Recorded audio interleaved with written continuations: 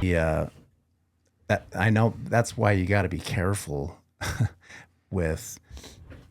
I was talking to a dude last night on the phone about this very thing, how the social media just drives me nuts because you feel all this pressure. Yeah. You have your bit, like, I want people to know about the competency that happens in this place. I want people to know that SOAR is a legit program, that we're helping people. There's nothing more. I want everyone to know that. And the social media is like the way to do it. You want to turn mine up just a hair? Mm-hmm. There we go. The social media is like the way to show it. It's a beautiful thing.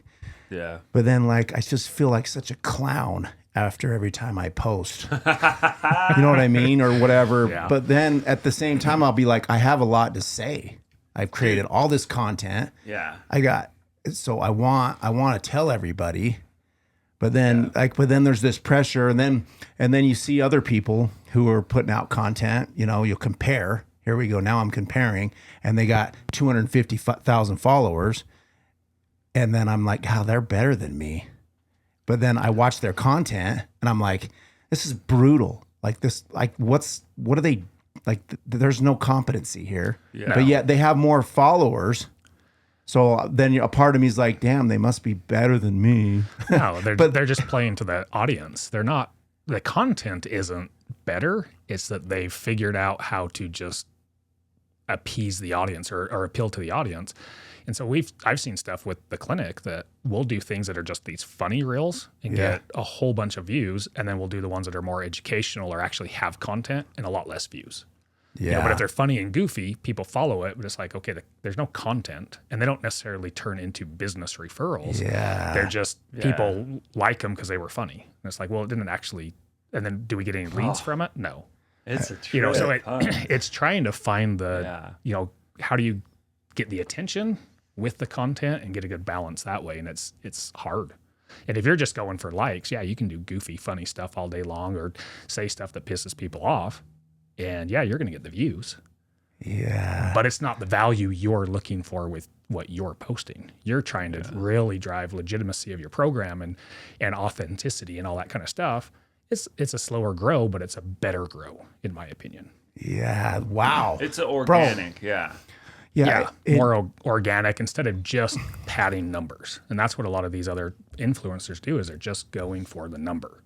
Yeah. And you get high enough, you get paid off of it. So the numbers can be good for them, but what's it actually doing? And that's not the program you run. Don't you think that it's got to jack people up pretty bad mentally if they buy followers and they create their Instagram account just massive, right? And then they really believe that they're like a public figure. They start and they put it on and they like, that has to jack you up, knowing that you're trying to believe this and you're putting this content out. Yeah. That you want it to be real, but there's really nothing. The thing that drives me crazy is I love when I see people that really have something behind their Instagram or what they're saying. Like, they have a legit something they have put pressure on hard and worked for years to do, and then now they're putting I like that, but I hate the ones that are it's just the Instagram account. That's all they got, and they're putting on this thing like they're selling this thing, but there's nothing behind it. There's no work there. There's no depth. There's no substance to it. All it is just an Instagram account. I don't really. And they got understand. like 200, or they say they have 200,000 followers, or even 25,000 followers.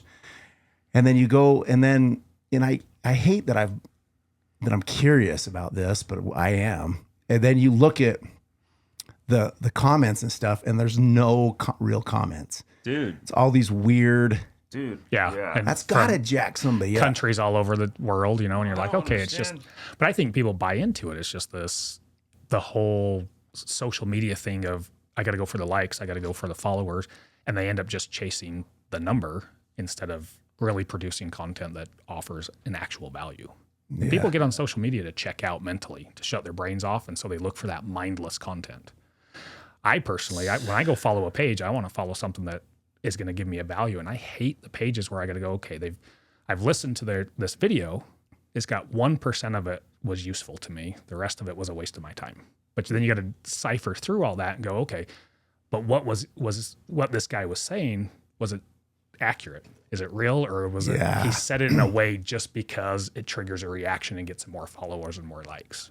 Dude, it's so true, bro. It's chaos, man. It's so challenging. Social media now, it's just so diluted because it's just Way a giant diluted. marketing thing, and all people want is the numbers. Dude, and the bots, like you were saying, like, dude, that is crazy to me. And it's crazy that people like go for that. And I guess like from a wannabe influencer stance, I could understand, because they're like, okay, well, if I get my page to 10,000 followers, then like maybe in some way they think that they're going to be taken more seriously to get. But I don't even understand, even like if that's all you're going for is like an Instagram account, because YouTube is a lot easier to monetize, but like an Instagram account, like, dude, they don't pay shit.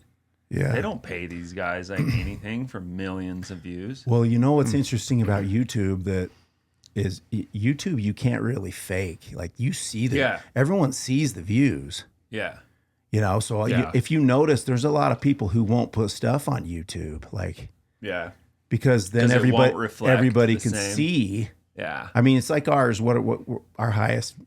I mean, it's a lot to me. I think we're getting 500 people watching this. Sick, dude. That's pretty good. Yeah. Like like legit. That's like, to me, that's a lot. And I know you could compare it to these dudes who get millions, but that's just not where we're at. No, it's just not where we're at, you know? But like 500 people to look at something that legit sat down and watched this. Yeah. That trips me out. Like It does. That makes me that's cool. But would you agree that the YouTube kind of it shows it, you know? Yeah. I think it's more transparent. Yeah.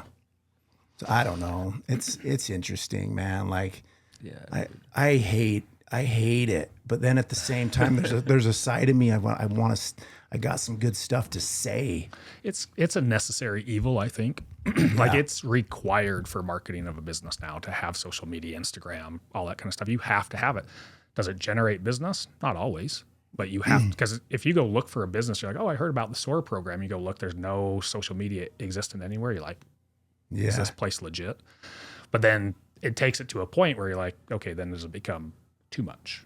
Yeah. You know, so there's a balance in there somewhere that. I mean, dude, even in the painting world, because I have a painting business, and like, even in bro, I do not advertise on social media. Ain't no builder looking at my Instagram. Like, I have it just for like, just to log cool pictures and like, just cause, you know? Yeah. But like, I mean, and that so I'm thankful that I'm in a line of work where I don't have to try and do that. Because like, I hate, but there's painters out there that do it on Instagram. They're like and making like cool, like motivational painting videos, and they just make me cringe. I'm like, bro, just paint the wall and shut up. Like, so I don't know if I told you this, but so I've been trying to get off. So for those that don't know, Mark is he's our our medical director here at SOAR. My good buddy. We grew up as kids together. He started training over at WAR 5, 6, 7 years ago. 5 years ago, right before you moved over here to this spot. And we'd been talking about it as SOAR has grown. He has become our medical director and helps all of our clients with anything they need. But I was going to tell you, bro, so like, I'm tired of being so nappy. So I got on Lexapro, what was it, like 2.5 years ago? Yeah, about then. Are you on an SSRI? No, I don't take any medications. I was having these chest pains where like it just felt in the middle of the night, felt like an elephant was sitting on my chest. Damn.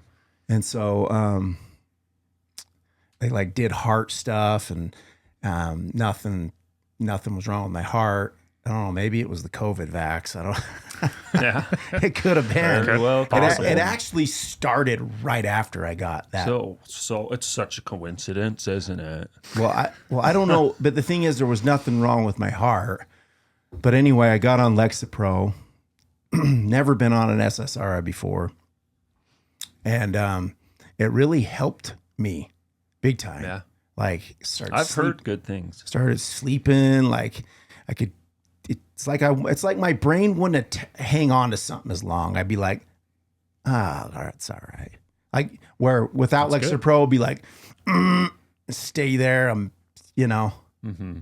I'd keep going on repeat with something. Yeah. Lexapro kind of helped it. Yeah, break that cycle. But now, like remember I was talking to you about, I don't know, 2 or 3 months ago about trying to switch it. And because I don't think it really works anymore. And I know that like, it's probably still is working, right? Yeah, I'm sure you're still getting a benefit from it. But it's really common with those SSRIs that somebody gets on it, they kind of have this peak, they're feeling really good, and then it kind of settles down, or it just tends to fade over a long period of time. And it varies from person to person. It doesn't affect every person the exact same way, but it is very common that someone will get on it, they feel good, and then the effectiveness, they feel like it's fades or decreases over time. And really, honestly, the SSRIs, the antidepressant world, those medications were never meant or designed originally. If you go back to the original development when Prozac came out, it wasn't for lifelong use. It was a temporary window, and it was a tool to help somebody overcome whatever their life situation is that they're going through that they just can't battle on their own. That makes more sense. SSRIs, so looking at just medicine in general, like me being a nurse practitioner prescribing medications, I have very few medications I can prescribe that what I would call as a fix. Antibiotics to me are a fix. Someone gets a sinus infection, pneumonia, urinary tract infection. I can give you an antibiotic for a week, take it away, the illness is gone. Yeah. Most of the other medications I have, cholesterol management, blood pressure management, depression management, anxiety management, none of those are a fix. Those are tools to help somebody get over something that's occurring. The fix still comes from the individual. And that's what I try to preach in my clinic a lot. That's good. You come in, I'll give you the tools. Let's get you some momentum, but we still have to work on you fixing your situation, and then hopefully getting you off medications is the goal, or tapering you down to a lower dose. Yeah. But it's not a fix. So a lot of people jump on these and go, okay, it's going to fix my depression. That's the wrong way to look at these medications. They're not how they're designed. That's not how they work. So over a period of time, they become less effective because they're no longer... They're a temporary Band-Aid, really. And the fix comes from your own work, like the spiritual work you do and the workouts and things like that. That's that type of therapy, the counseling, the group therapy you guys offer, that's more of a fix than what I have to offer. Yeah. I can give you a Band-Aid to get you out of a slump. But the work still comes down to the individual. And so the way I look at it is, I'm going to give you a Band-Aid. It's going to do 10 to 25% of the work. The rest of it's your responsibility. And trying to get people to accept that in our society now is everybody just wants to go in. They want a medication. They want the magic pill. They want to fix, and they want to go about whatever they're doing without changing anything in their life. And that's just not how the medications work. But then there's other cases too, where you've got more of a true chemical imbalance. It's genetic. It's how you're wired. That's a different situation. Right. But it has to be managed differently. And SSRIs, they're designed to bump up your available serotonin, but it doesn't change anything else. Right. It doesn't change you and your habits. No, and it doesn't change your genetic wiring and your neuro pathways and things like that. It doesn't affect any of that stuff. Yeah, like it's wild. For me, my biggest problem is like, and I know this stems from insecurities, and I think more of my issue is character defects, but I can't get off of something. So like let's just say I feel like someone's threatening my security in some way, like, or threatening my competency in some way, or they don't see something the same way that I see it, then I will like in my mind create these assumptions. Or let's say I walk into a room with a group of people and they don't acknowledge me like I thought they should have. This is ego, I know. And and then in my mind I'm like, damn, are they mad? Did I do something? You know, and then the next step from there is, well, screw them. And then I'm mad at them and I'm going to pick them apart.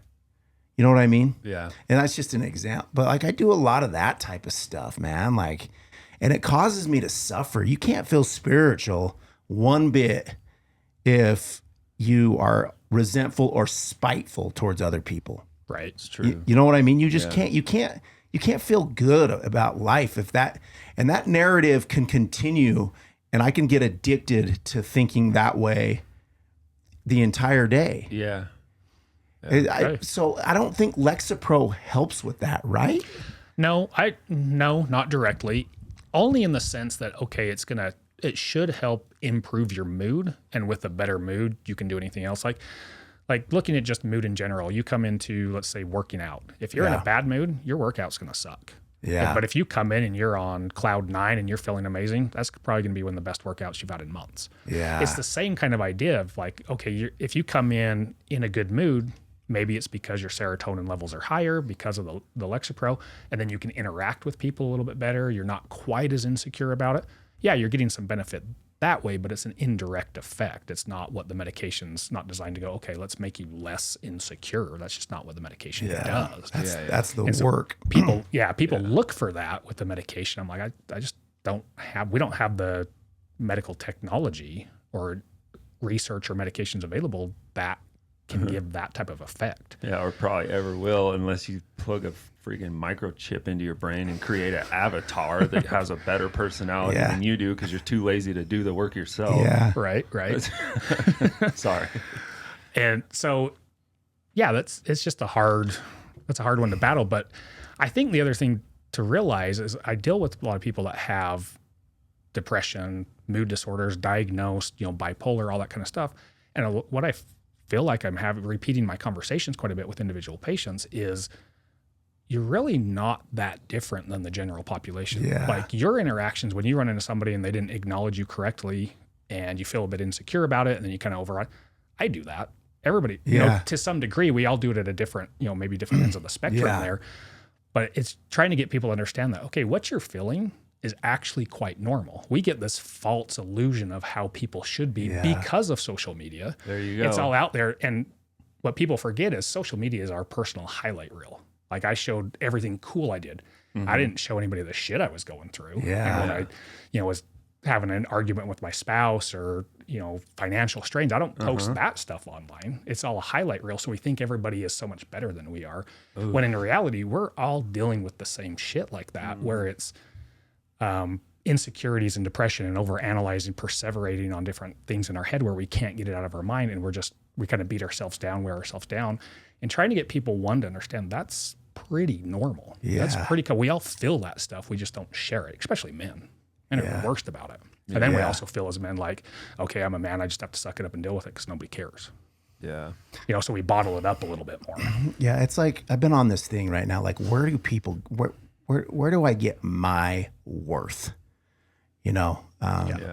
And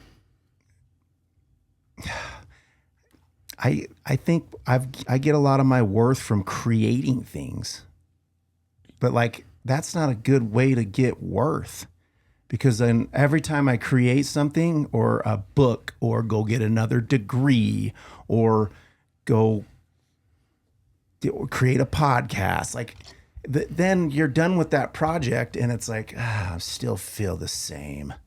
Yeah. Like I don't feel like I did enough. It's not that good. Like where do you get that worth? Like, so where does a man get his worth? I would like to say, like, what I'd like to say that I could just feel good about helping people and then that would be enough. Or or a worth as a father, with my kids. But then even with my kids, I'm like, I'm not doing enough with my kids. Yeah. Like I feel like my little 7-year-old, I'm not around enough. Like, damn it. Yeah. How do you get to where you just can feel like I don't know. I think that's a good question. I think there's something to say with that about that, like the way that we're wired as humans and like what, like, our ongoing life is that we almost create a misconception that we can live in that feeling of worth. when I don't think that we're like designed to live in that feeling, because if you were always in that feeling, you wouldn't progress. I agree. And like, think about like Mozart, dude. Like he was like, writes a beautiful piece of music. I guarantee you he felt the exact same when he was done with one of the most magnificent pieces of music ever. He probably hated it. Yeah, he's probably like, oh, that wasn't picked it even apart good himself, enough, you know? And I think that's just like our psychology as humans, and to realize the things we do are valuable, but nothing we do, no one thing we do defines us forever. And like right, for sure. The life we're living right now is like an accumulation of correct choices, and you know, maybe when you die, you'll have enough of it in your heart that your body won't panic and you'll go to heaven. Right.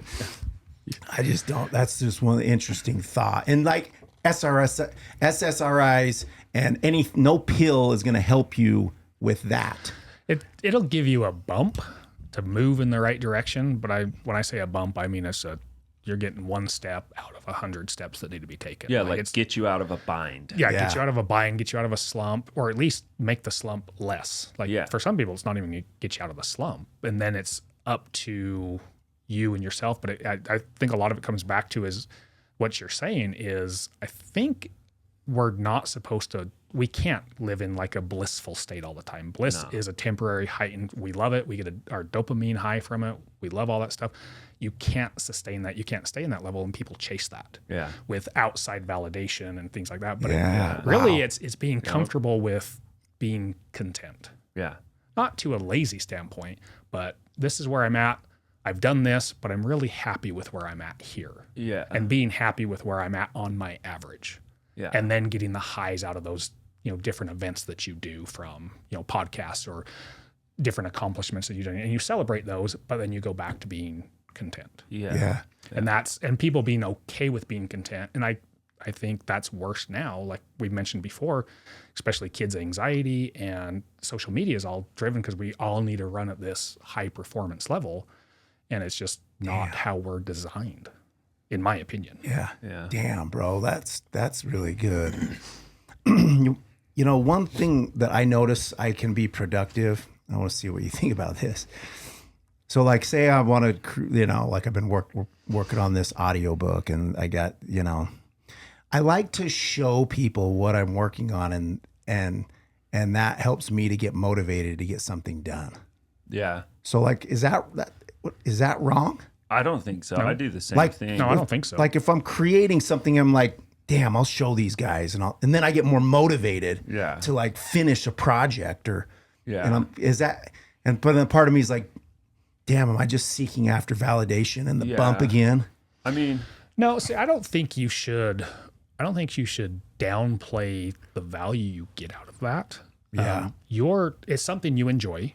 You really like it. I don't think there's nothing wrong with that. We all get that type of feedback, that type of reward in some different way. Right. And if that's your way to do it, there's nothing wrong with that at all. Yeah. And you should enjoy the moments you're doing it, knowing that, okay, when it's over, I'll go back to being content and then I'll have another event down the road that's going to be the same, but you enjoy it and give yourself credit for it, take advantage of it, and don't downplay the reward you get from it and really the level of accomplishment it really is. Yeah. Trying to be humble, you kind of downplay it, but it's like, no, celebrate it. Take pride in it, brag about it, and then when it's over, move on to your next project. I don't think there's anything wrong with that. Yeah, that's sick. Thank you. It's just interesting. I feel best when I'm like in some type of creative process. Oh yeah. And like I thank God about it. Like I was talking to a dude, Ian, one of my buddies. He started FTR. We were talking on the phone yesterday, and we're talking about the same thing. And he's kind of in the same place I'm at. He's like he's trying to figure out his next move, and we were just talking about how you just got to continue to put pressure on what comes into your life and focus on it, and then just trusting where God's going to lead it. But then you'll go right back to, well, I don't have that many followers. Just circle right back. Like, what am I even, no one even, like this post only got 500 views and just no one's going to listen to my book. And God, it's breaking that cycle. Yeah. It's just that everything else is good. It's just breaking that cycle of negativity and over analyzing and being overly critical of what you're doing. Right. And it's being able to celebrate and be a cheerleader to your own accomplishments, regardless of the size, because I think one of the issues is we all look at everything as a competition. Like, I got to be as good as this person instead of I'm measuring. Let's use fitness as an example. Is anyone that comes in the gym, they're going to look at you and go, "Oh, I'm not as good as him. I'll never be like him." Well, it doesn't matter because they're here today and they're making their own progress on their own fitness journey. Yeah. Mental health's the same way. Is we can't compare ourselves to each other from a mental health standpoint. Everybody's on a individual journey. Yeah, you might have family and stuff, but it's still your own journey. And it can't be compared because everybody goes through different stuff at different phases of life and it's just an individual journey. So it can't be compared, but that's society is we're constantly comparing ourselves to somebody else. That's interesting. I've noticed over the years, I've gotten seriously overly competitive. And I mean, I've always been a competitive man. I played collegiate and professional athletics, but like, man, the social media makes you overly competitive, doesn't it? Yeah. Because you're looking at everybody and you, for sure, if you see somebody that's doing something that's stupid, well, not stupid, but they're lying. Yeah. And then that narrative comes up and you're like, this is pathetic. Like, why should I have that in my head? And the social media will bring a lot of that. Yeah. Don't you agree? Yeah, I do. It's like a new paradigm we're dealing with too. Like, this is new. Social media is new, and what it's doing to the human psychology is new. We were talking about it in group last night about like how now you have to deal with, I'll be like I asked Rick last night, I was like, hey bro, do you scroll? He's like, no, I quit scrolling. Like, I quit scrolling. Just that whole dialogue right there. That's a whole new avenue for SOAR is to break the scroll, the doom scroll. Yeah, I don't scroll it's anymore. It's addicting. Bro. It actually, it's very a addicting. dopamine high. People get into it, they check off, it's a dopamine high. And there's actually this term coming out now as a dopamine addiction. Yeah. And social media is on the top of that list of things that cause dopamine addiction. Probably the same. Which then leads to burnout, which show me a teenager or someone in their low to mid 20s that is not dealing with that to some degree. Dude, and I see it daily in my clinic. That combined with what you're talking about, how you're comparing yourself to everything you're seeing, dude, that sounds like a terrible, like, that's like an oxymoron waiting to happen. Like, you're addicted to an instant gratification from the flick of your thumb to being entertained. Dude, I'm telling you that I don't think that this is going to be good in the long run. No. For us. I agree. Yeah. I mean, at least when we grew up and, in high school, if someone pissed us off, we can just go down the other hallway or go home and then kind of forget about it. Right now, it's in your face all the time. Like, you turn it on and these kids can't shut off their brains on their own because they were never taught to be without some type of stimulus.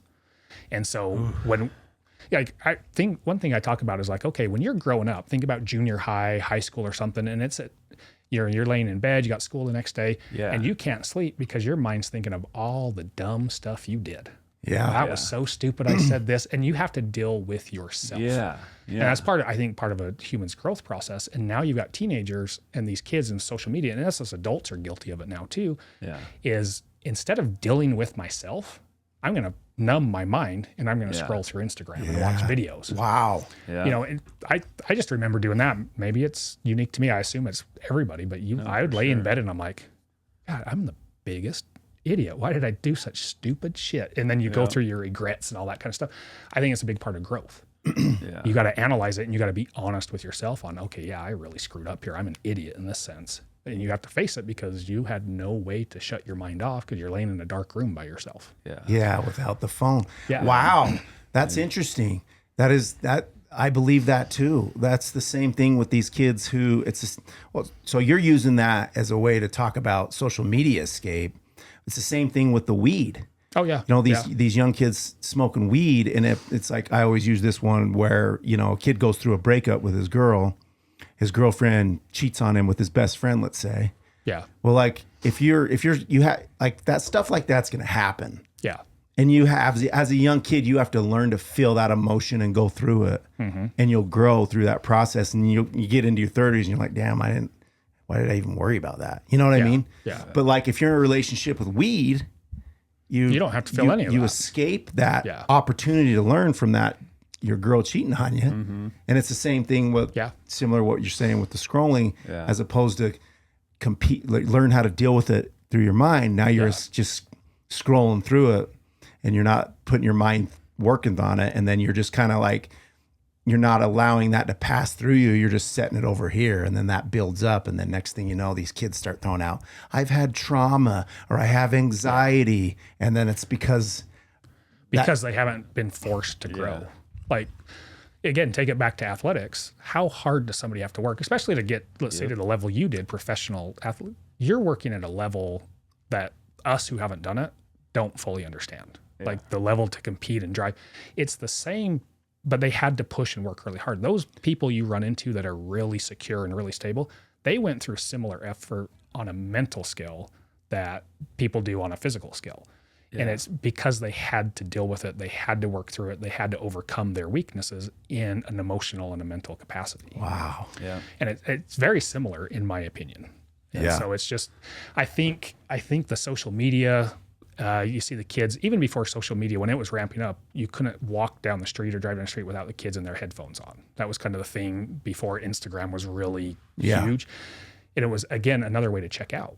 And so they were never forced. They're being stunted on their personal growth, in my opinion. Yeah. From an emotional growth, a mental growth, spiritual growth, even, because they don't have to deal with anything and just turn it all off. Yeah. And I think that's why we're seeing maturity levels and progression lower and lower in older age groups. And just social skills in general, dude. Non-existent. Because, like I think like what you were saying kind of made me think like the same, that they're not in bed thinking about what they could have done better, all of those things. But I was really an asshole to my friend. I shouldn't have said that to him. Like when I was in junior high, I didn't even have a cell phone.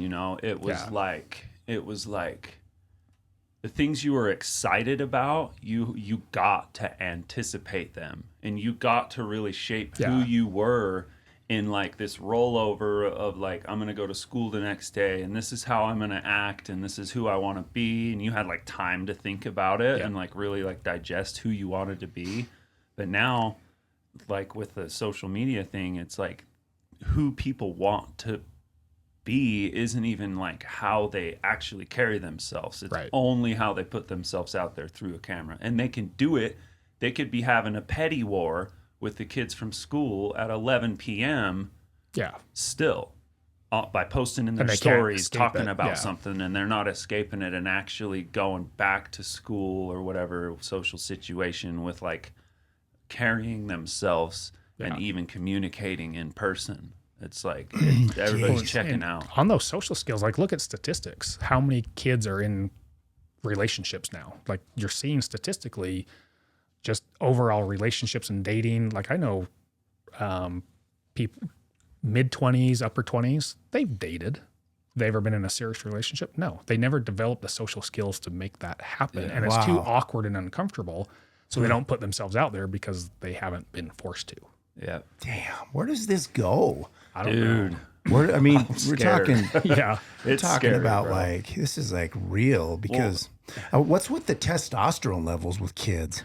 I mean, how many kids are starting to get on TRT at like the age of 19? That's the new Instagram, because you get online and you're like, oh, that's what a fit person looks like.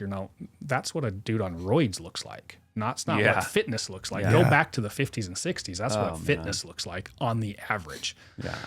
Now you look at, it's normal if you're 18, 19, 20 to be jacked.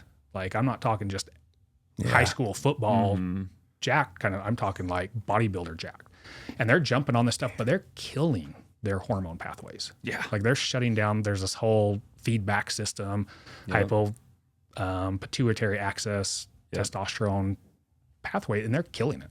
And you're seeing higher cases of infertility because all that hits that androgen pathway. You're injecting or taking pills to get all these results. You shut down your body's own ability to produce testosterone. Your sperm count goes in the toilet. It's causing major issues. Plus, hitting it at that age, you start causing heart issues in the long run. Like look at some of these other bodybuilders that have run super high levels of testosterone and then died because of they had cardiomyopathy and things like that because they pushed too hard, and they started later in life. Damn. And you get these kids, it's messing up their testosterone. But even the kids outside of the fitness world, and I'll get them in my clinic. I've had someone at the age of 22 is my youngest, came in with a total testosterone of like 265. What? And low, like kind of the normal low baseline is considered 300. Right. 300 to 900 on a man's normal. This kid at 22, 265. You're like, what is going on? Yeah. And the initial instinct is like, oh, let's put him on testosterone. You're like, but no, at 22, 40 years of testosterone use is going to cause some serious damage. You start putting people on. There's a lot of different factors on that. I don't think we're doing stuff in our society now that stimulates natural testosterone production. Plus our ultra processed foods, I think, are killing hormone production. They're affecting it to some degree. And we're not having the same stimulus. Like scrolling through social media doesn't give you a testosterone bump. No. Going out and doing labor, lifting weights, chopping down a tree, something like that stimulates natural testosterone production. A lot of the population doesn't do that stuff anymore. Yeah. Well, and even being in a true social like scenario, like of like, oh, well, I actually have to be a badass right now, and I'm feeding off all these other dudes that we have a healthy competition with, and I'm like actively as a person embodying this like growth and this manliness versus I just do it on my phone and then sit there. Yeah, and it's just you're not stimulating the body to produce it. You don't need the testosterone because testosterone helps the muscles function. It helps your body grow and develop. So if you're out there doing something physical, whether it's sports or it's manual labor or just taking care of your own yard or working on cars or whatever it may be that you're interested in, needing to use that mental energy and that physical energy is what causes your body to go, oh, we need to bump up our testosterone levels. Really? Yeah. And then that's a natural production of it. When you lift weights, think of the workouts you have where you're like, after you're done, you just feel amazing. You've got that adrenaline rush. Your testosterone is through the roof at that point. Yeah. It's temporary, but still it spikes, but you're generating testosterone. But when we don't stimulate it in that sense and we just kind of sit back, and I'm not knocking on, video games or anything like that, but it doesn't produce the same testosterone response or natural hormone response that being active and accomplishing things does. Dude. That's part of what you're feeling when you accomplish something is you're getting an increase in testosterone. So what's going to happen? I mean, as far as so we have these young kids, it's almost like society's, I don't want to get political, but it's like society's kind of pushing a feminine man. It's like kids are like, it's not good. It's like, it's not cool to be masculine. It's not cool to, you know what I'm saying? There's a lot of that.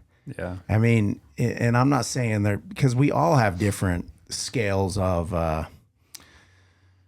masculine and feminism. I mean, a man can be more feminine. Temperament. And, and it's okay. I mean, I like to cry at a good movie. The Notebook is one of my favorites. I love that movie.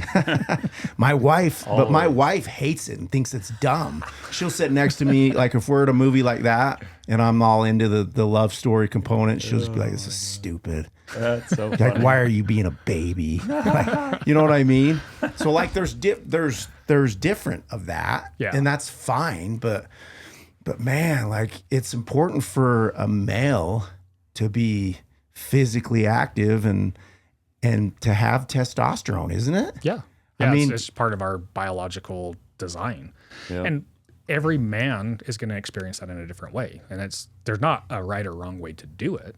But and some people are going to enjoy that. But I think it stems back originally from, let's say 50, 60, something like that. And you had your toxic men that never showed an emotion, would take it out on their spouse or their kids, or they'd come home. It was kind of that whole talk, and it went to this pendulum swung to an extreme. Yeah. And so they're like, oh, we hate anything because they lumped it all into man is bad. Yeah. So it swung back the other way, whereas men have to be soft and they have to kind of cower down and they can't have conflict and they can't be intense. And I think we've swung to the other end of that pendulum, and it's creating other issues now where we're starting to see that in family with raising kids and things like that. Because it was typically it was the dad that was forcing the kid to deal with their consequence. And, Yeah. And we all have our roles in a relationship, and there's not, again, not a right and wrong way to do it, but usually mom is more of the supportive comfort, and the dad's like, no, you gotta handle your shit. Like you gotta, and forcing them to grow. And we've lost some of that because it's hard and it's uncomfortable and it's unpleasant to go through that stuff. Yeah. You know, think about how hard your dad pushed you in certain areas. You're like, I hated it. You know, something like my dad helped me with math, and it's, you kind of joke about that on Instagram, where it's like, you know, if you didn't, I can see that your dad didn't work with you on your math and you cried at the table every night to get your math, and it shows, you know. Yeah. You know, kind of that type of stuff where you're like, there's moments like that, and it's like that we've kind of moved away from forcing our kids and pushing our kids through the super hard stuff to make these great accomplishments. And so it's kind of that's why I think it's, well, so there's some good things that are happening in the world. One of them is the jujitsu, the rise in jujitsu, like people learning jujitsu, right? Young kids, men, you know, I really love that movement. The other one is the barbell. The thing I've noticed about the barbell that's happening, so CrossFit came onto the scene in like whatever, I started 2008, all these little micro gyms popped up. SOAR's a product of CrossFit. Like, dude, if it wasn't for CrossFit, these little badass micro gyms wouldn't have popped up. Yeah. And these little box gyms like we got here. And super thankful for that. But I don't know if I told you, but I got a membership to Vasa, because over there in Kaysville, by the school I was at, I just wanted to be able to go run over there, you know what I'm saying, and train. And so I bought the membership, or you can go to any Vasa. So I've checked out a couple Vasas, went to the Clinton one, Kaysville, whatever. And I'm paying attention to the scene in there. Very interesting scene. Like, really, a lot of people are in there to be seen. Yeah. You know what I'm saying? Yeah. They want, I mean, males and females, they're getting done up to be seen in that scene. And you know, people sitting down, when you're training hypertrophy, you know, it should be 60-second to 90-second rest, where you're just doing all that damage. And I mean, people just do a set and be on their phone for 4 minutes. So then they do a set of something and they just sit on their phone. But the thing that I've noticed is just like where strength and conditioning is going, it makes me sad, because it's moving away from the barbell again. It's moving back, because like I think in the 90s it came up and it had moved away and it was machines. And this is my perception. I mean, but now it's moving, and then it went into a beautiful direction. The barbell came on, CrossFit, and people really learned how to train. And now these young kids are moving back into this machine base, and bodybuilding I like, but I don't think it's as healthy. And now they're really into the muscles and the vanity so I feel like it's moving in a bad direction again in a lot of ways. And these kids, you know, they need a barbell. You know, I hate to be the barbell guy, but the barbell, you can't, you know, people will try to explain it away. Like these guys online, these influencers will say the barbell is, you know, it's not always beneficial to squat for an athlete. And all these guys, that's because a lot of them can't teach it. They can't teach the barbell. And so they want to just talk bad about it. Yeah. But the barbell is the one truth that has been through all of it, and everybody always goes back to the simple barbell, squat, dead, press, power clean, power. You know what I'm saying? Yeah. I mean, and I feel like these kids are getting away. And the barbell, if you learn how to manage a barbell as a young kid, like, what a coping skill. You're learning, it's a spiritual wand, in a way, because it won't be so vanity driven with the barbell. You know what I mean? Yeah. Like, it's not so, we all want to look good and be put together. I mean, myself included, but the barbell will just help you get that physically strong, where where you're using that entire posterior chain and you're being an athlete. Like you're like even in your 40s, I think everybody on some level wants to feel some form of athletic. Yeah. I don't care if I'm not talking about sports. I'm just saying being able to walk around in life and be a confident man that you can kind of handle yourself physically. And that barbell does that. And then with the barbell, don't you think that the testosterone increases too? I mean, there's nothing more that increases. I do, from doing the SOAR workouts and mixing the conditioning with the weightlifting, mainly with the barbell use, it's stimulating just such a high level of intensity. And that's where I think CrossFit became popular and I've tried to do the weightlifting thing in the past, and I weightlifted for years and I looked exactly the same after 5 years that I did before. And what I always missed was it was the level of intensity that I think a lot of people don't understand. And I do think from this style of lifting, getting the intensity it just seems to make more sense. It just seems to click where you can go and grab a couple dumbbells and do some presses or curls or whatever and go, okay, yeah, I'm fatigued. I hit failure. You're swelled up. Yeah, I got some pump, but the intensity was never there to stimulate any change. But with the barbell use with these type of workouts, I think in order to accomplish one of these combined workouts, there has to be a heightened level of intensity. You can go lay on a bench, like you watch these kids at Vasa, and I've seen at other gyms, where they go, and if they can sit on their phone after and text, that workout was not hard enough. Yeah. Whereas you do a barbell workout, the last thing on your mind is trying to pick up your phone and shake and try to finish a text message or conversation. You're trying to survive to get to the next set. Yeah. It's just a different level of intensity. So the intensity, yes, is what triggers the stimulus, the growth hormone stimulus for the muscles, but that's what spikes the testosterone because it all works in that same pathway. And so, it's the intensity of those. And I think from a barbell standpoint, it's easier.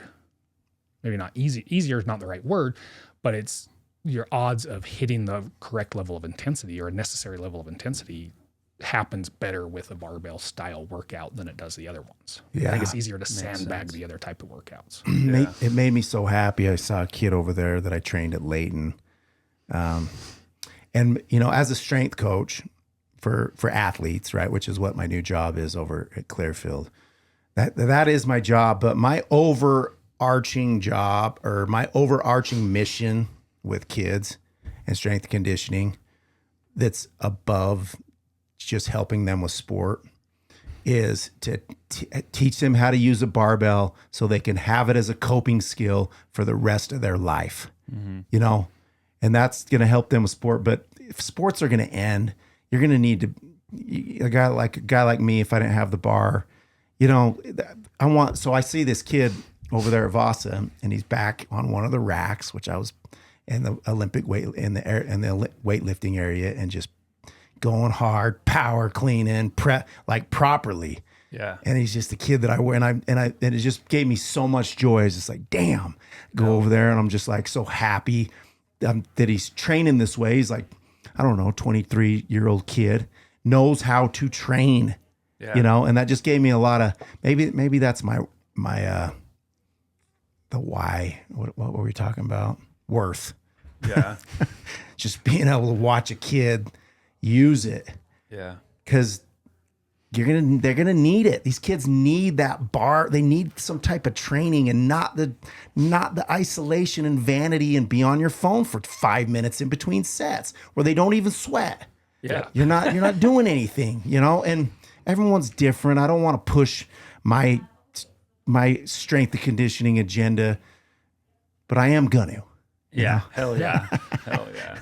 Because I'm right. Yeah.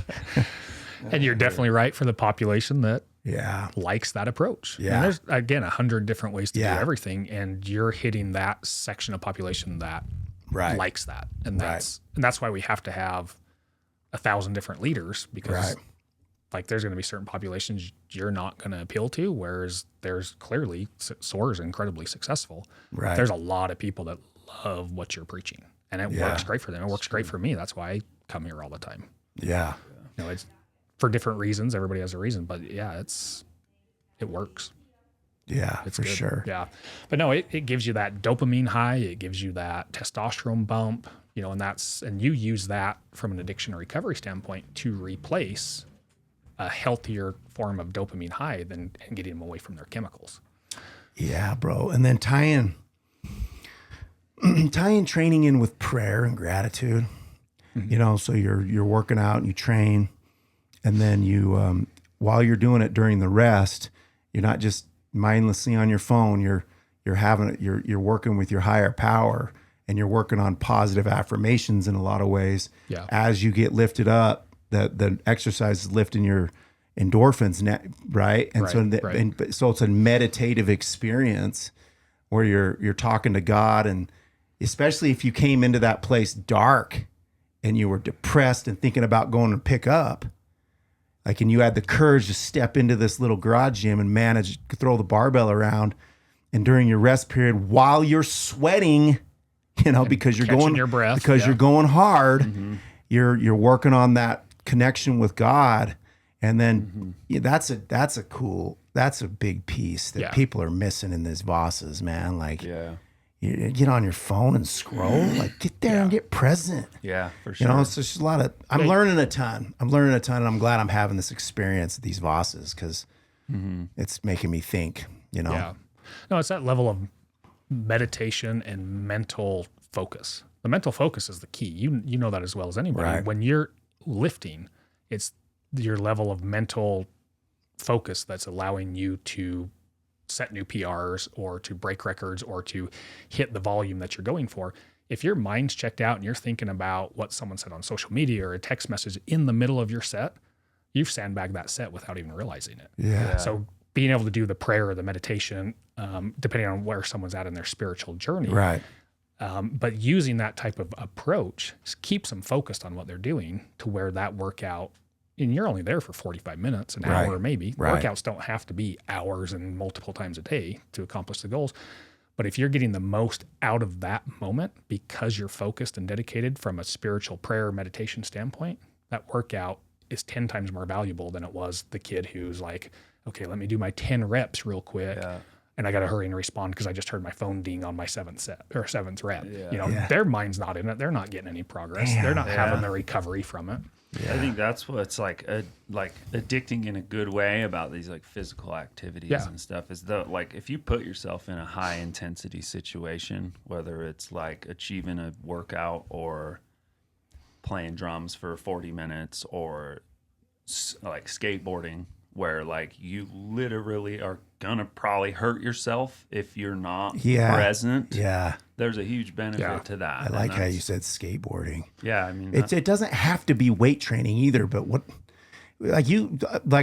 anybody who's got a practice that's physical, let's say you skateboarding and you are into it. Yeah. And you're working on it, and you're present, and then you're out in the sunshine at the skate park, and you take a minute to work on gratitude and talk to God, and then it's the same idea. You're looking at the work you're participating in as spiritual work. Yeah. Not just this mindless thing. And I'm obviously we're talking about I'm always talking to the substance abuser or the depressed individual. I mean, that's what I'm thinking about. Yeah. Right now, or I'm thinking about the kid. I think about I work with a ton of kids, dude, who just trapped in their heads with this anxiety and these fears. And so if you every day in the clinic, if you have that type of fear running through your body, you have to do something different. Yeah. You've got to go and participate, orchestrate some type of stress that scares you and set some attention during it. Yeah. And work on some prayer and tie that work into being serious and get off your phone. Yeah. I think it's that level of fear that holds us back, but it's once we break that barrier is when all that reward comes in, whether it's skateboarding. Yep. For me, I used to be a big dooner. I'd go to sand dunes. I had the four-wheelers, the razors, all that kind of stuff. And the ride, and I always referred to it when I drive home, I'd be like, that was my therapy. That's what the whole world is perfect on my drive home. From the sand dunes. Really? 'Cause I was getting that adrenaline rush. I was getting that fix, but there'd be times you're riding and you're like, oh my gosh, this dune is huge. I'm going to roll my machine, which buddies have rolled. I've driven buddies to the hospital. We've actually had a friend of a friend get paralyzed at the sand dunes, so the fear is there. Yeah. And when you push through that fear and you're you're 100% focused, because if you don't, you're going to crash. And when you crash on those, it's not just that was weird. I fell. No, it's a big deal. And so it requires such a mental focus to do it, like you were saying. But once you break through that wall, that feeling, that adrenaline spike, that testosterone just resets everything. At least it did for my mind. That's peak human performance. And I get that in the gym when I have my good work. Not every workout's that way, but you get those good ones and you're like, okay, all right, life kind of makes sense again. Yeah.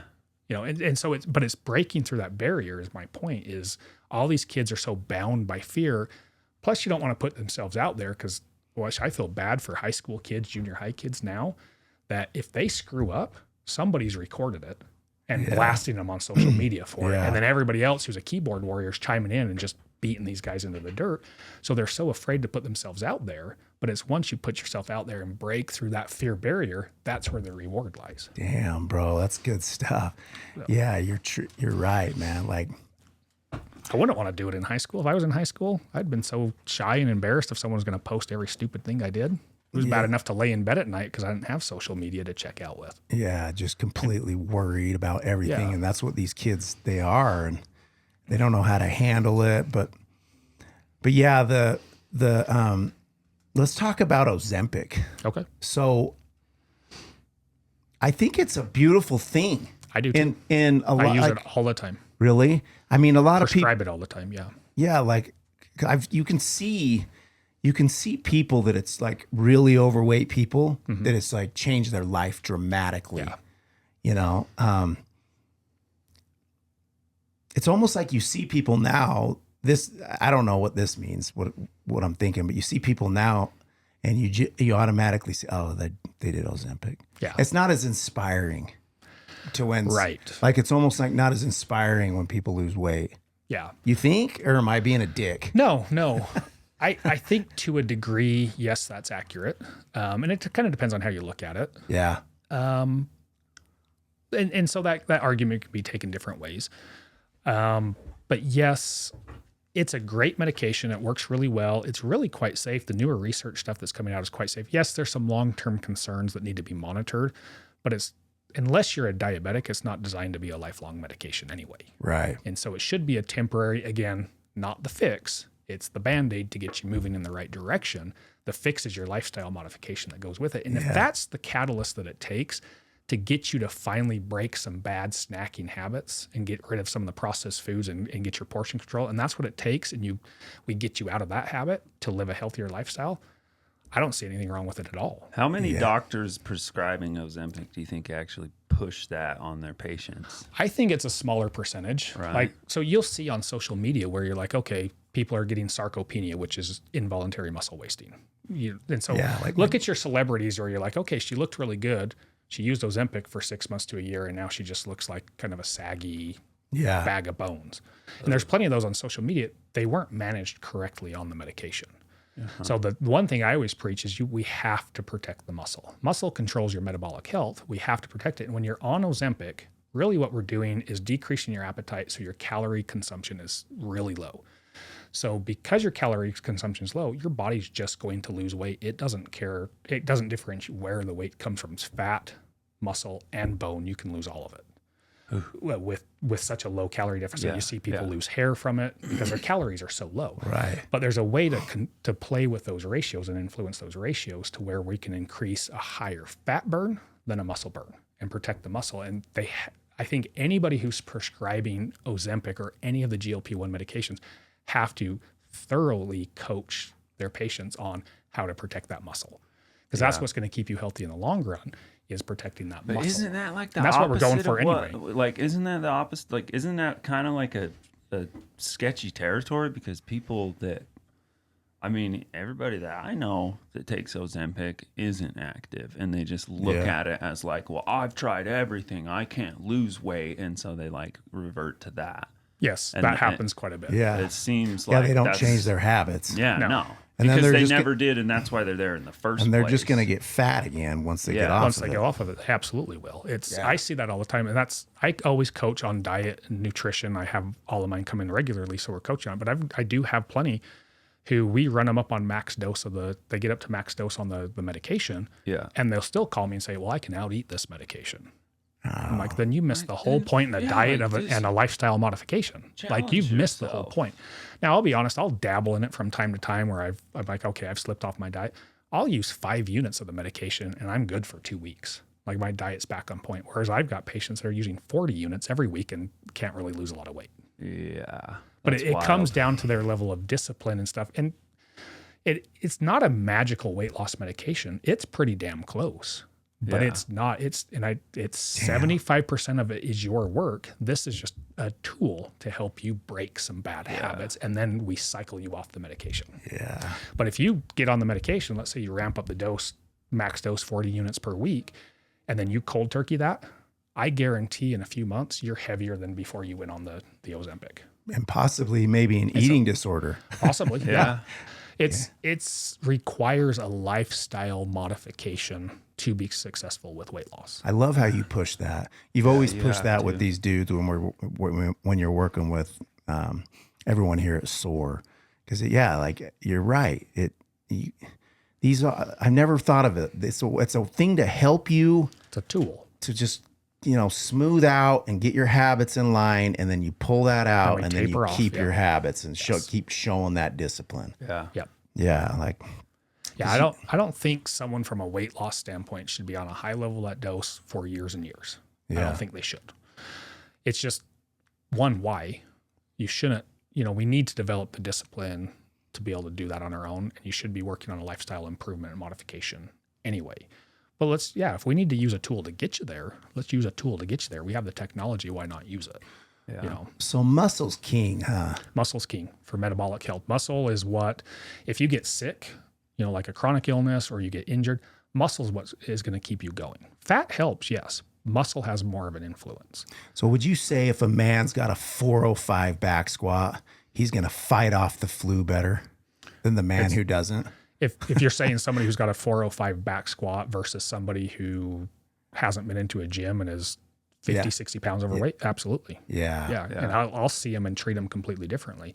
Mm-hmm. Look at statistics on what classes of the population are frequently sick, are sick longer, more chronic illnesses. It's the ones that have not taken care of their health and fitness and nutrition as well as the other ones. That's the biggest influence is if someone's back squatting 405, they're not just coming in the gym and the only thing they do is back squat. Right. They're putting in the nutrition at home. They're putting in the discipline, the dedication. There's a whole lifestyle that goes to being able to squat 405 pounds. Yeah. That's not an easy task.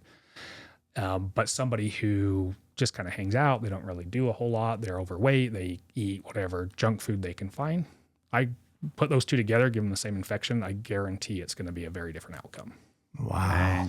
It's your body influence. Genetics play a role. And of course there's exceptions to every rule on that, but for the most part, it's muscle is what controls your metabolic health, and maintaining muscle mass, especially as we age, is critical. So all of us, you're not old, but we're getting old. That's the difference you see. And so I look at, just because some of my jobs, like I worked in a rehab hospital here in Ogden, and I've worked hospice most of my career. The rehab hospital scared me more than hospice did. Right. From the standpoint of these guys are 50, 55, needing to be in a rehab hospital because of their lifestyle. Knee replacements, injuries, worn out hips and things like that, because they've been 100 pounds overweight for 40 years. Oh. That stuff scared me to where okay, I want to be the 70-year-old picking up my grandkids at school that's jacked or fit, I want to be that. Totally. But I look at it and I see these videos and they're showing 65-year-olds, 70-year-olds that can't get up from the ground on their own after they took a family picture. Yeah. To me, that's sad. Crazy. But it's common. It's incredibly common. And metabolic health, muscle mass, fitness is what allows us to live a better, longer lifestyle. So it's what they refer to as longevity medicine.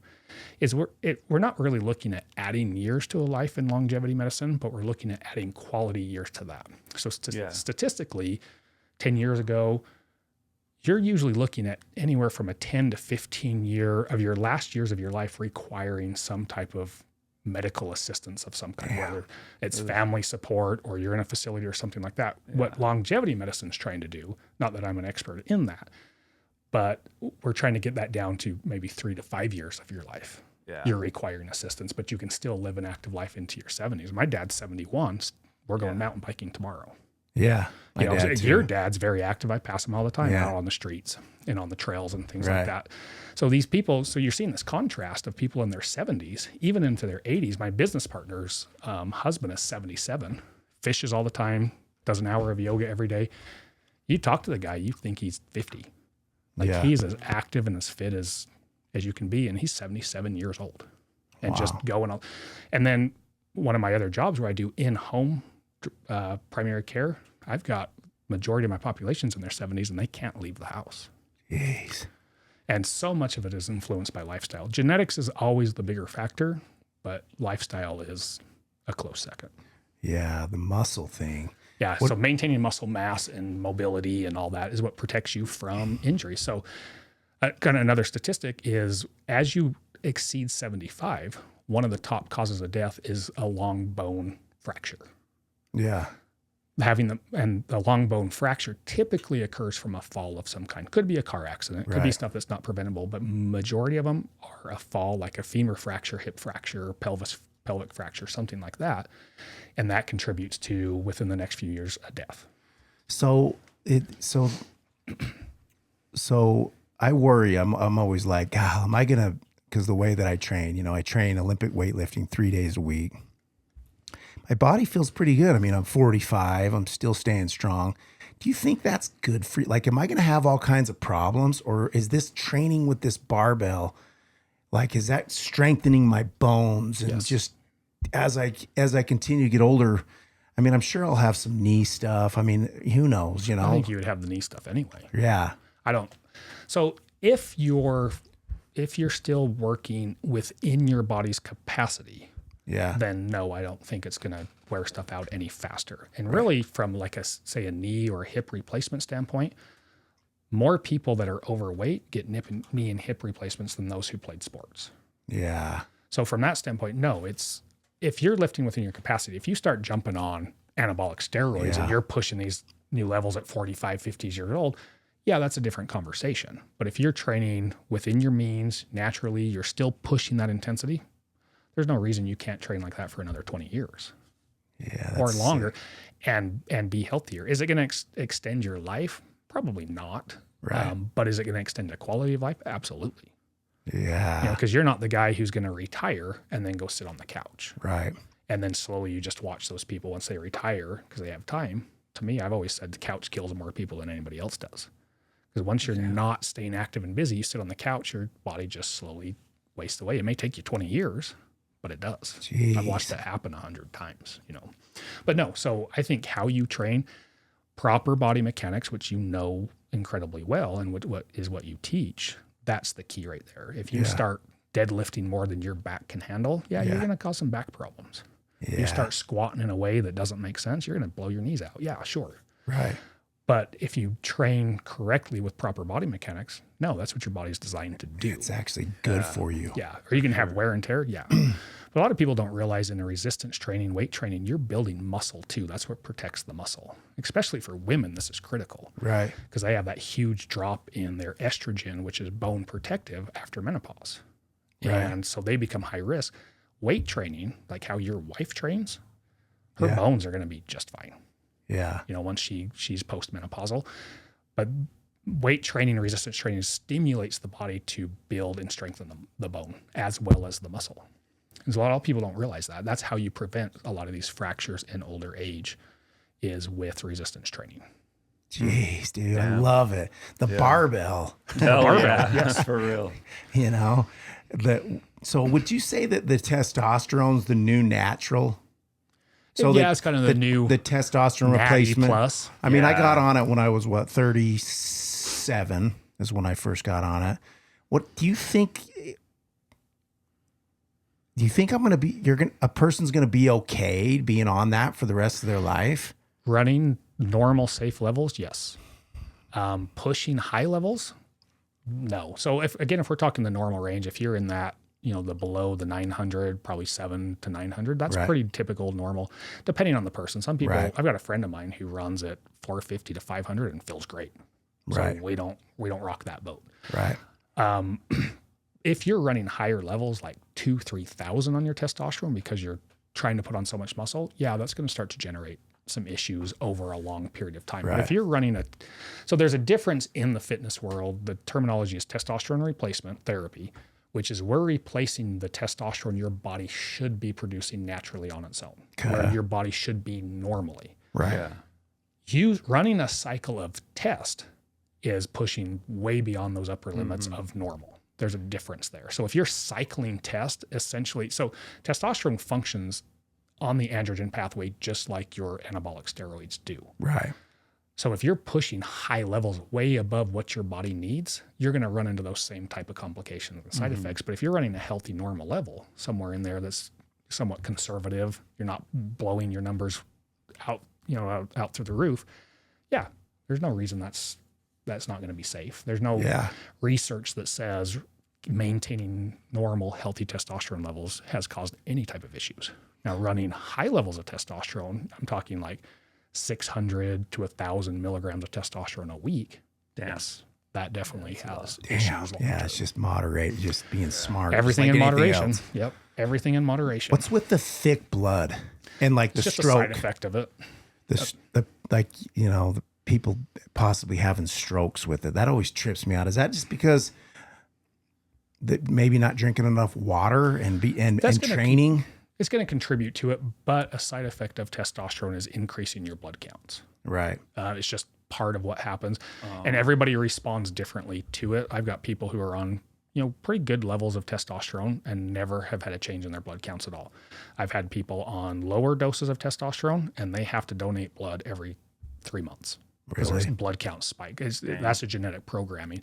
So it's just a side effect of testosterone. It increases red blood cell production, hemoglobin production, and hematocrit production. If those levels increase, we've got to pull it off or we've got to back down on testosterone dose. There's a lot of ways to manage that. Because of a higher hemoglobin, which is the sticky part of your blood, that can increase your risk of clot. If it goes too high, unmanaged for a long time, and you're predisposed for clots, you're at a high risk for clots. So that's something that needs to be managed by a good practitioner. Yeah. And that's being monitored on a regular basis. Right. And then there's ways to mitigate that and manage that. And I see my role as keeping people safe. They're going to kind of do what they want to do. Like I have people I treat and then I'll prescribe this and then they go add this to it from somebody else they met on the street or the gym.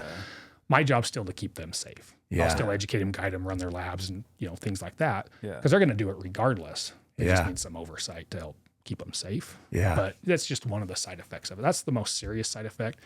Also not a common side effect to have a stroke from testosterone use. Yeah. Especially on testosterone replacement therapy, meaning the normal ranges. Yeah. It does happen, but it's quite rare. Yeah. Okay. And I always tell people this too when they ask me about it, and I think it's good advice, but I think if you're going to do it, you need to pay attention. Your lifestyle needs to be in order. Yes. You can't just take it and keep eating and not work out. No. You know what I mean? That big giant equation of everything that could contribute to a stroke, lifestyle is a huge part of that. Yeah. Is testosterone the sole cause of that? No. Is it a big part of the equation for some? Yeah. But if I'm eating a bunch of processed fatty foods and my blood's as thick as can be because the cholesterol is also thick, then I add thickened blood from testosterone. Yeah, I've doubled, tripled my risk of clot. Dang. So yeah, lifestyle modification, the clean, lean meats and fruits and vegetables, all that all helps balance that anyway. So it's essential if you're going to be on it, you need to be running a good lifestyle. I noticed too when I dial my nutrition in and I'm really serious about nutrition, it's almost like my testosterone works better. I would agree. Yeah. I mean, just feeling it, like you can just feel. Obviously, your workouts change. God, it's crazy. Nutrition's crazy, isn't it? It's unbelievable. It's the foundation to everything, which unfortunately, because it's the hardest. Like the discipline of a good, balanced nutritional diet. That's like everyone says, fitness is 80% diet, 20% gym. Yeah. Which because nutrition's so hard. So hard. And it gets so boring. Yeah. Chicken breast, broccoli, rice. Yeah. You know, some variation like that. And you're like, some fruit. My food life sucks. It's a Sunday night at your parents, and there's cinnamon rolls, and and before going into a scene like that, I'll get depressed. I'll be like, how stupid is my life that I just got to show up here and not eat and enjoy life. You know, you think that foods that, I mean, when you cut out nutrition, it's not that fun to go out eat it No, anymore. it's You're not, like, because you can't eat anything on the menu. You're like, we want to go out to eat. No, why? Yeah. Why should we go out to eat? Yeah. Our friends want to go out. Well, it's going to mess up my diet I've been working on for a couple weeks. And So I relapsed. I say relapsed. I relapsed on food on last Sunday night.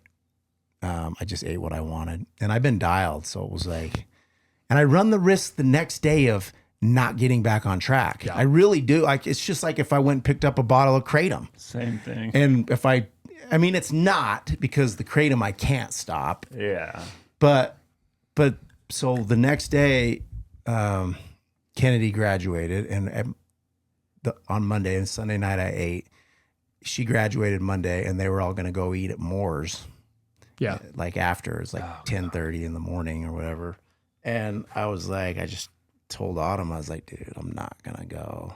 She's like, why? I'm like, because I'm worried that I'll go hard on those pancakes. And I'm just too, you know, so I didn't go. I mean, I had to go to work anyway and go do some things, but I could have gone, but I didn't really want to, because there was a good chance that I was going to go hard. And I was thinking about those pancakes and the syrup, and you know what I mean? Yeah. So I just kind of, it's like not going to my drug dealer's house. Yeah. Like, I can't go down to Moore's with my family. Oh my God. You know what I mean? No, it's like, to me, it's, if I'm good, I'm good. But if whatever time of day it is where I'm like, okay, I can have a little piece of candy. Yeah.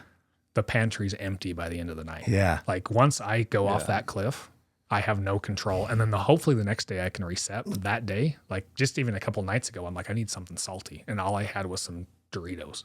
Yeah. So I ate the Doritos. Yeah. Ate them all. Then I wanted more. So I ate my boys' Gardettos that are in the pantry. Then I ran out of those, and I'm like, what else is there? Yeah. I'm like, good, all my snacks are gone. I ate them all, but then I feel like crap. Is it the mentality that, like, okay, I already broke it, so I'm just going to go hard? Yeah. And it's just one day. It'll be fine. Yeah. Oh man. Until it turns into years. But it's, you're right. I don't know if there's anything harder. I mean, that's the hard part. The way that keeps me going, though, is like just how good I feel in the mornings. Yeah. Like, it is unreal when you wake up in the morning and you're like, damn, I'm not tired really. I'm thinking good. Like, I feel good. I look good. The spiritual work in the morning for me is, so when I'm getting ready to go hard the night before, if I have that thought of eating a bunch of crap, I'll be like, damn, I'll just mess up my spiritual work in the morning. I'm excited about the morning feeling like this. Yeah. You know what I mean? Everybody's got to find their reason why. Like, it's because there's a reward. I go back to that. There's a reward on everything. Autumn said something to me that's helped me. She's like, look, if you eat bad, you're going to feel like crap. Why not just be wouldn't it be better to just feel a little hungry? Yeah. And you're supposed to feel a little hungry. Yeah. Like, feel a little discontent, and then you're going to feel good, as opposed to if you go hard right now, like it might satisfy. Regret it. And I thought about that before, but the way she said it, maybe it's just coming from her, because I tend to listen to her. She's a person I listen. I feel like if there's something I'm struggling with, Autumn is like God. It speaks through her to help me understand. She's always given me good advice. I listen to her. You know what I'm saying? Yeah. Especially with nutrition, like, she's getting good at it. Yeah, she's had a big transformation this last year too. Yeah, a lot of people thought she was on Ozempic. Yeah. No, she does not look like somebody on Ozempic. She's just done well, but she's incredibly disciplined. Oh, she doesn't cheat. No, and when she does, bro, she can have one. She'll be like, "Why can't you just have one?" Yeah, like I watch her, dude. It's amazing. She'll just eat one and then boom. that she's satisfied and done. Crazy. No, that just gets me going. One's just a warm up. Women are so much better at that. Yeah. Everything. They're just tougher. Yeah. For like, real. Tougher like Mentally, Autumn's and women too, the lights come on quicker. That's why I always say I like working with a female in the gym. Yeah. If you get them to brighten up, man. Like if you show them training and some nutrition, picture like the female that's been in substance abuse. They listen, bro, and they feel it and they start seeing their body change just a little. Like the lights come on quick for a female. Yeah. You know what I mean? And I love that. Like there's a girl in SOAR right now that she moves so well. Like I'm talking massive transformation could happen, and that's great for me. You know what I mean? Yeah. And it's easy to work with girls in the gym. They move so well. It's just easier than a male. Yeah. Like I can teach a female how to lift weights in half hour. Yeah. A male might take 6 months. I mean, it's pretty drastic depending on the male. Yeah. His mobility in the rack but like a female never has problems putting the bar in the rack. I've never really met one that, and they usually can sit down in the bottom of the squat and be right upright and knees out of the way. They're just a lot easier to work with. But and they'll listen too. The nutrition stuff's not as hard for them. They're like, damn, all right, I'll do nutrition. Yeah. God, just a testosterone full man who's full of just discontent and pissed off feels. Yeah. For real. Stubbornness, hard-headedness. You roll home at night and because don't you think a lot of it's stress? So you have, if you're trapped in your head all day with stress and pissed off feelings, I come home and I want to go hard and nothing's going to stop me. Yeah. I think stress is really underrated in the sense of I don't think it gets enough of the spotlight on the cause of a lot of our issues. To me, the foundation of health is nutrition, fitness, exercise, sleep is critical. That one's also underplayed. And then stress management. Those 4 things, and that's what I look at with patients when I'm talking about wellness, overall health, is those 4 things. But stress management, I think stress management's gone out the window. Like, to me, it seems like it's gotten worse because everybody needs to be a hustler. Everybody needs to be going. If you're not going all the time, you're just not.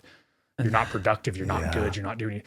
And we just run in these high levels of stress, spikes our cortisol, messes with our hormones, puts on weight. Like stress is a killer. It kills testosterone. It kills happiness. It kills drive. It kills sex drive. It kills all this stuff and motivation, all that, because we're just stressed all the time and we can't unwind and relax. Stress is a key critical part of just overall wellness. Yeah, there's a lot of factors. To me, equally as much as diet is. Yeah. So before we get off this thing, I wanted to ask you, what do you think I should do? So I cut it down to 10 milligrams on my Lexapro. And I want to get off. I want to see, and like I'm doing pretty good. I've been on 10 just for about, 5 weeks. Oh, good. Yeah. And I got there were some sticky moments in my head, but there will be. But I was thinking about just going to 5. Yeah. You think going to 5? And do it as long as you need to. So once you get past those sticky moments, give it a little while and then start going. Once you're down to 5, then you're going to go like every other day.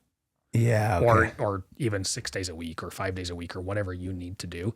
But be patient with the transition where a lot of people try to get off these medications. They want to be off in 30 days. I've seen people do it and be okay, but then I've seen other ones that it did not go well for them. Yeah. And if you need to take 6 months to do it, take 6 months to do it. Yeah. The end goal is we're getting you off. Yeah. That's the win. But if it takes longer, who cares? But yes, that would be your next step is go down to 5. And then if you need to, then you can play with how many days per week. Yeah. But be patient with it. Yeah. Good call. The reason why I kind of want to get off of it is like, there's the side effect for me is a really nappy in the afternoon, bro. Like I never needed a nap so bad in my life every day, I've always been a little napper, because I don't sleep well. I don't but it'd always be like a little 10, 15 minute cat nap in my truck at the cemetery, like to take chill my mind out. Kind of one of those little naps. Yeah. Bro, on this Lexapro, it's like I just think about like going, it's an event, like I need to lay down for an hour and a half. Wow. And I feel like I want a nap. You know what I mean? Yeah. Like I'm tired.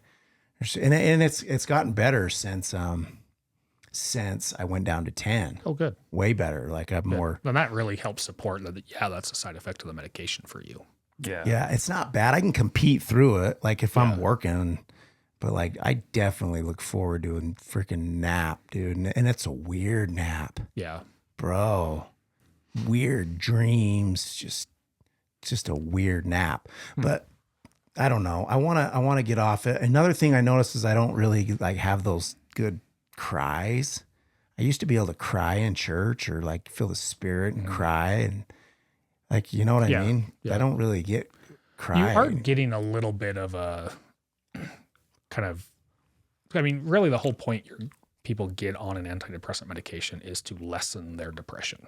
Yeah. So you kind of put that as a big umbrella term. Well, some of your emotions are going to fall under that depression umbrella, like sadness and things like that. It's not a true form of depression, but it still kind of fits under that umbrella in some shape or form. And so, you're kind of stunting a little bit of that, what you can feel emotionally, which is one of the side effects of medications. And you hear that on some of the other ones where they're like, I just feel flat on this medication. Well, by design of the medication, we're trying to stun some of that intense emotion that you can't manage.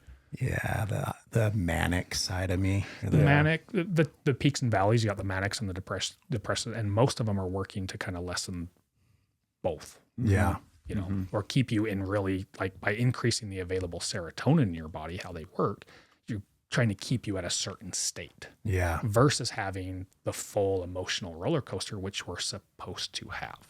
Yeah. We're supposed to experience emotions and feel emotions, and we have to do it in order to heal. Like when I went through my divorce, which was just, anyone who's been through divorce, this is just a pure, I don't care who it is, it's a miserable process. Yeah. And I was talking to a buddy of mine, a really good friend of mine, lives in Louisiana, and I was talking to him, and he said, the only advice I can give you is allow your body to go on the emotional roller coaster, feel the emotion to allow your body to heal. Yeah. And that, I still use that, and that was 10, 11 years ago he told me that.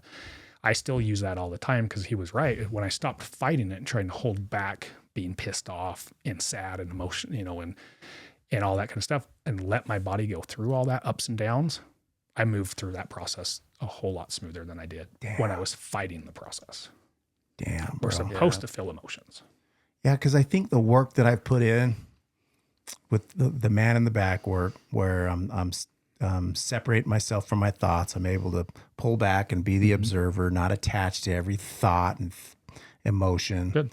I think that work, it'll be. I'm interested to put that into play without a SSRI in my system. I think, you know what I'm saying? Yeah.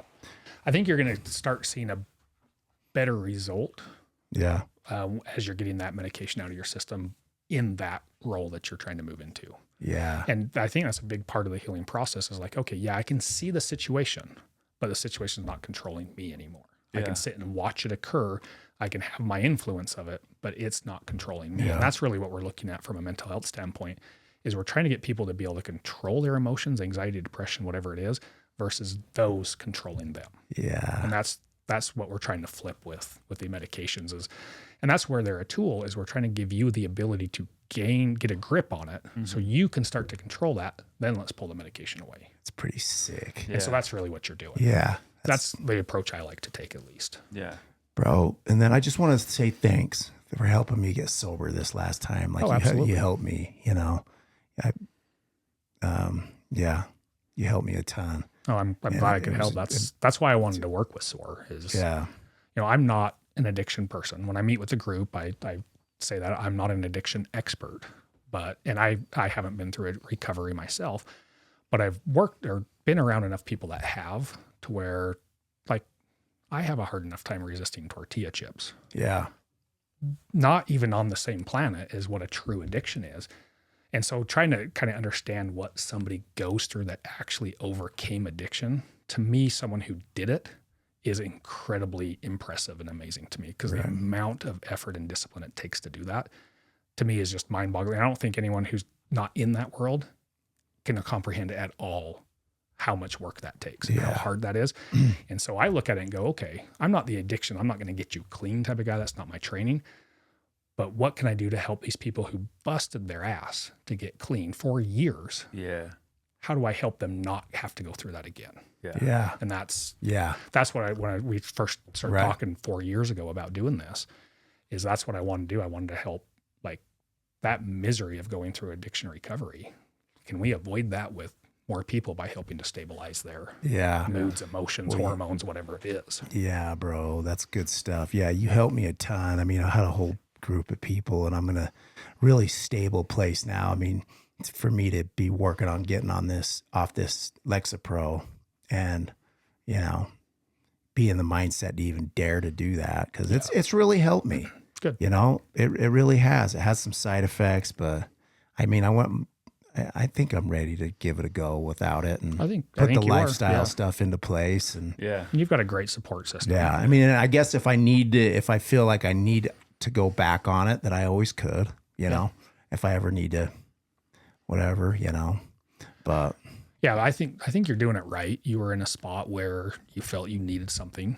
You weren't able to get traction on what you were trying to do. You're using the tool. You didn't abuse the tool. And then you've let it run its course. Now you're like, okay, I'm ready.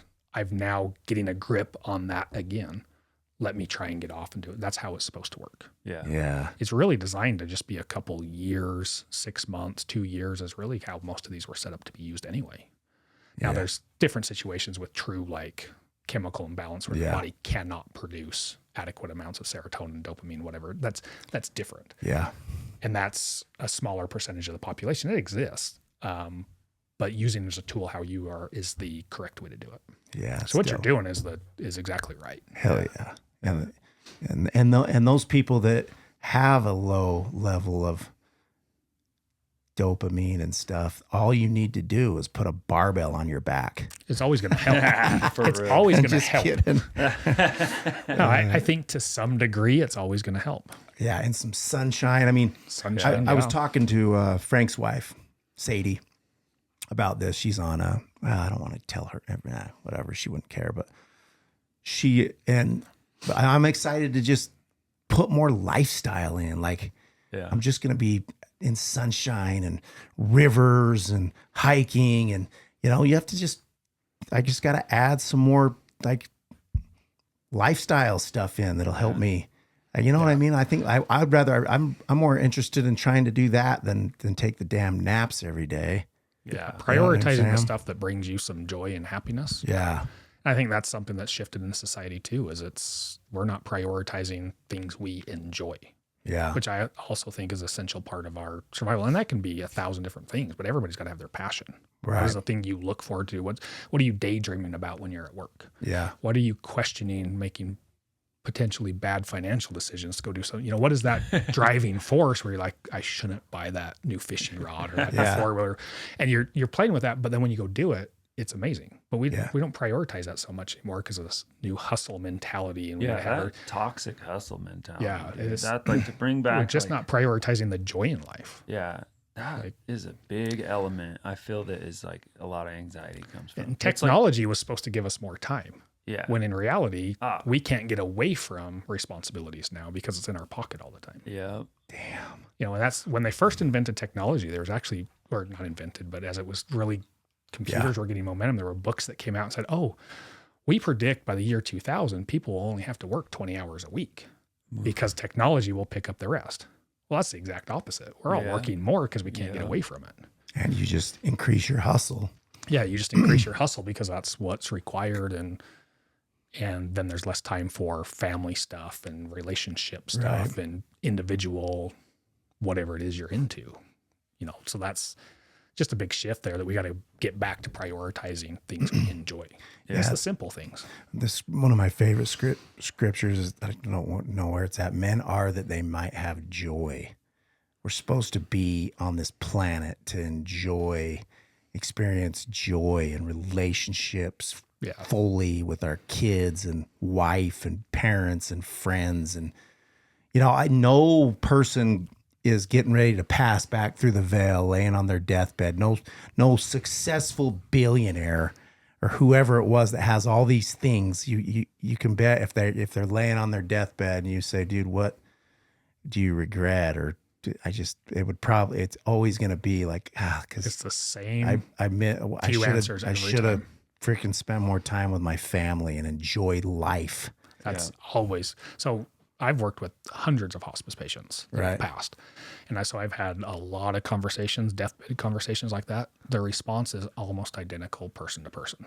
Never once did someone say, I wish I would have worked harder. Never once did someone say, I wish I would have made more money. Every single person says, I wish I would have spent more time doing what I enjoy, spending more time with my family, with my kids, creating memories and things like that. Every single person says that. Men are that they might have joy. Yeah. Love that. I should have joy. Well, let's finish there. Love you guys. That was sick, Mark. Yeah. Thank you for coming on. Yeah. We'll do it again. Yeah, it'd be great. Yeah. I enjoyed it.